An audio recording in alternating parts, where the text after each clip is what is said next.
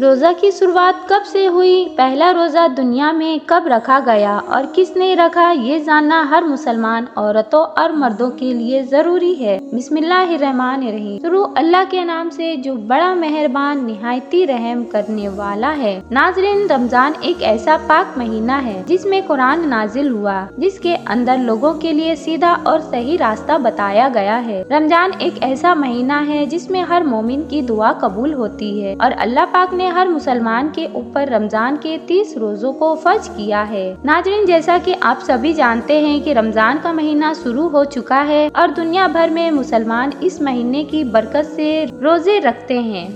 लेकिन क्या कभी आपने सोचा है कि मुसलमानों पर रमजान महीने के रोजे को कब फर्ज किया गया है और क्या हमसे पहले वाली उम्मतों पर भी ये रोजे फर्ज हुआ करते थे? आज की हमारी वीडियो में हम इसी के हवाले से बात करने वाले हैं। आज हम आपको तफसील से बताएंगे कि किस किस उम्मत पर किस तरह रोजे फर्ज हुए हैं। अल्लाह रब्बुल इज्जत ने कुरान मस्जिद की सूरा अल बकरा आयत नंबर 183 में इरशाद फरमाया है कि ए ईमान वालों, तुम पर हमने रोजों को फर्ज किया है जैसे तुमसे पहले लोगों पर फर्ज किए गए थे, ताकि तुम इस महीने का एहतराम करो और पाबंदी के साथ रोजे रखो। नाजरीन, रमजान में जब रोजेदार रोजा रखता है और अल्लाह ताला का हुक्म मानकर सब्र करता है, तब अल्लाह ताला इस रोजेदार को सब्र का बदला अता करता है। इस महीने की फजीलत से अल्लाह पाक इंसानों के रिज्क में बरकत अता फरमाता है और गरीब से गरीब इंसान को अल्लाह ताला की नेमतें मिलती है। नाज़रीन, हर मुसलमान इस महीने में खास तौर से गुनाह से परहेज करता है और जब तक अल्लाह का हुक्म नहीं होता तब तक कोई भी चीज खाता पीता नहीं है। अगर हम तारीख और मजहबी हवाले से देखते हैं तो हजरत आदम अलैहिस्सलाम के जमीन पर आने के बाद से ही रोजे रखने की शुरुआत हो चुकी है। बताया गया है कि हजरत आदम अलैहिस्सलाम हर महीने के 3 रोजे रखा करते थे। साथ ही ये भी कहा जाता है कि हजरत आदम अलैहिस्सलाम इन रोजों को जन्नत से जमीन पर आने के बाद तौबा के लिए रखा करते थे। इसी तरह पूरे साल में हजरत आदम अलैहिस्सलाम 36 रोजा रखा करते थे। नाज़रीन, हजरत आदम अलैहिस्सलाम के जमाने में हर एक महीने की चांद की 13, 14 और 15वीं तारीख को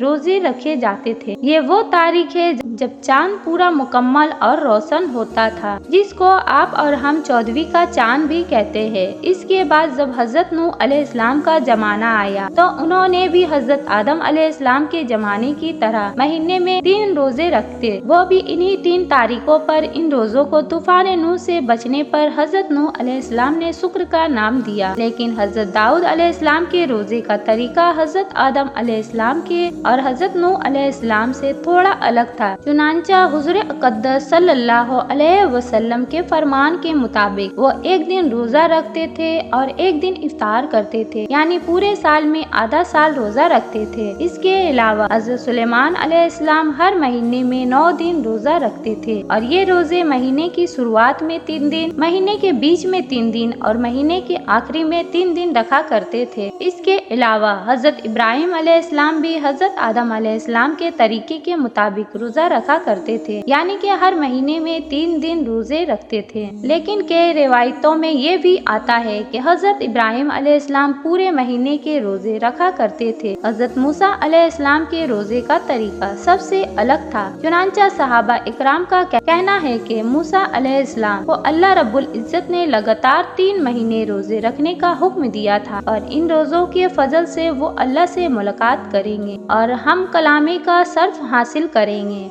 और जब 3 महीने रोजे रखने के बाद अल्लाह से हम कलामी का दिन आया तो हजरत मूसा अलैहिस्सलाम को ये बात पसंद आई कि इतने दिन रोजे रखने की वजह से मैं अपने मुंह की बू के साथ अल्लाह से मुलाकात करूंगा। इसलिए उन्होंने एक पेड़ की शाख तोड़ी और इससे मिसवाक कर ली। लेकिन अल्लाह ताला के हुक्म में दखल अंदाजी करने की वजह से इन्हें 10 दिन के रोजे और रखने का हुक्म दिया गया। नाज़रीन, कुरान मस्जिद के अंदर हजरत मरियम अलैहिस्सलाम के रोजों के बारे में भी बताया गया है। हजरत मरियम अलैहिस्सलाम का रोजा किसी के साथ बातचीत न करने का था, यानी कि خاموشی اختیار کرنے کا۔ ناظرین، قرآن مجید کے سورہ البقرہ کی آیت نمبر 183 حضرت آدم علیہ السلام سے لے کر تمام انبیاء اور پھر امام الانبیاء محمد صلی اللہ تعالی علیہ وسلم تک تمام امتوں کو جوڑتی ہے۔ جیسے کہ ہر امت کے لیے نماز کا حکم دیا گیا ہے، اسی طرح ہر امت پر روزوں کو بھی فرض بتایا گیا ہے، اور اللہ سے دعا ہے کہ ہم تمام مسلمانوں کو روزے دن رکھنے کی توفیق عطا فرمائے، آمین۔